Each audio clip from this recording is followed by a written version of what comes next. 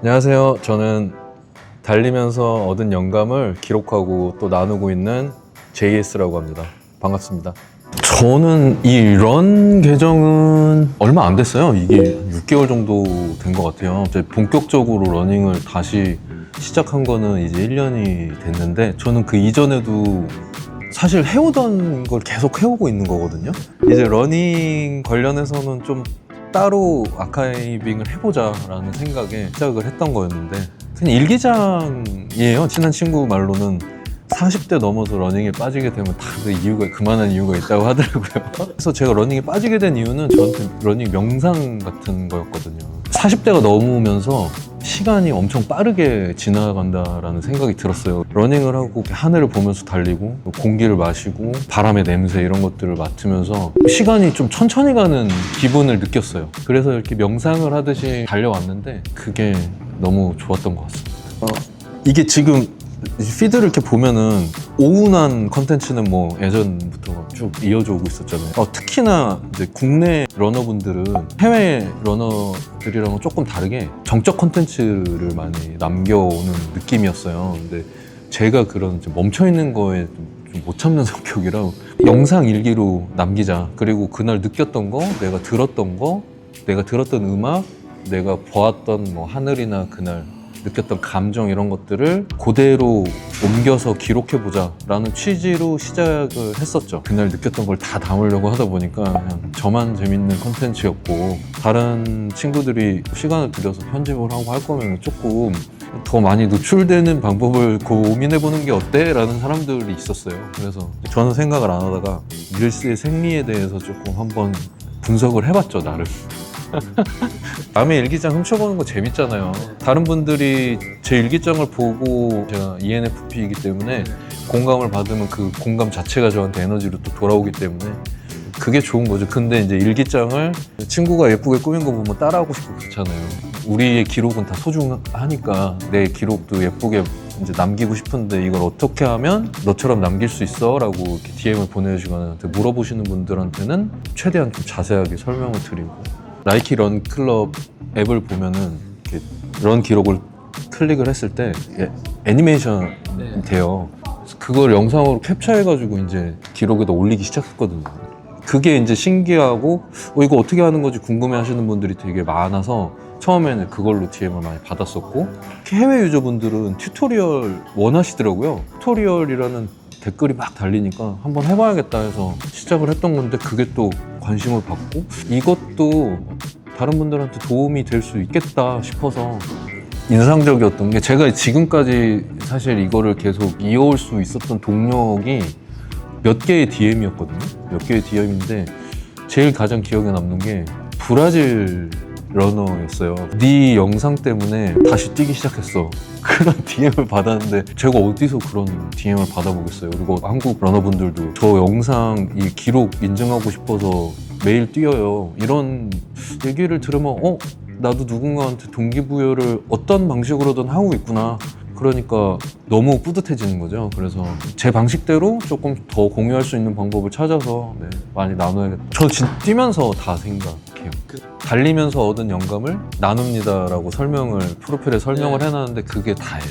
그래서 그날 받은 영감을 그날 기록을 하려고 하고, 그리고 거기에 대해서 공감을 하시는 분들과 그거를 나누고 싶고, 방법이나 이런 것들을 공유해 주길 원하시는 분들이 있으면 나누고 싶고, 생각은 많이 하되 작업은 짧게 하자가 제 목표거든요.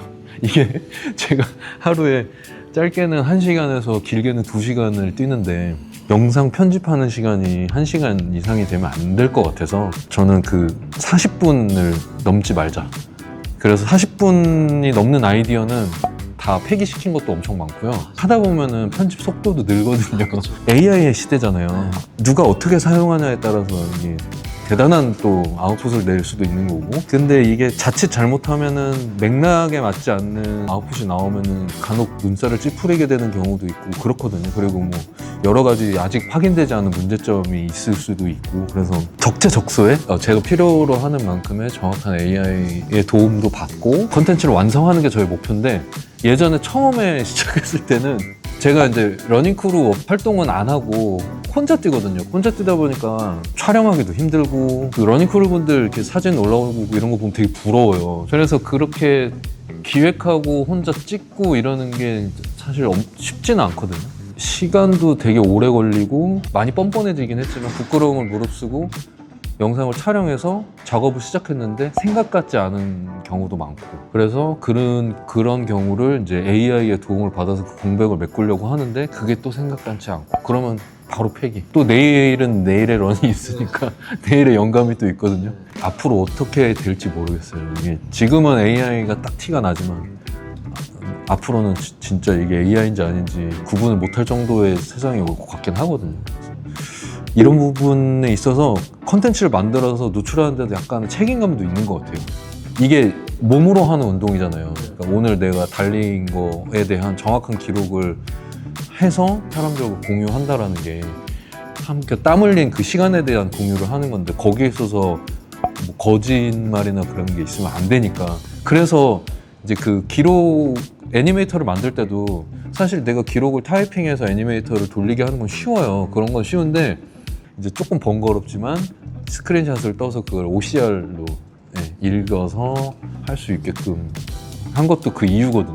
그래서 그런 부분들을 되게 조심하고 있어요. 요즘에 뭐 이렇게 뭐 어떤 크루들의 문제, 뭐 상탈 논란부터 시작해서 여러 가지 러닝 인구가 많아지니까 나오는 그런 여러 가지 논란들을 보면서 저런 거 없이 그냥 다들 서로 다양성 존중하면서 다 같이 그냥 뛰었으면 좋겠다.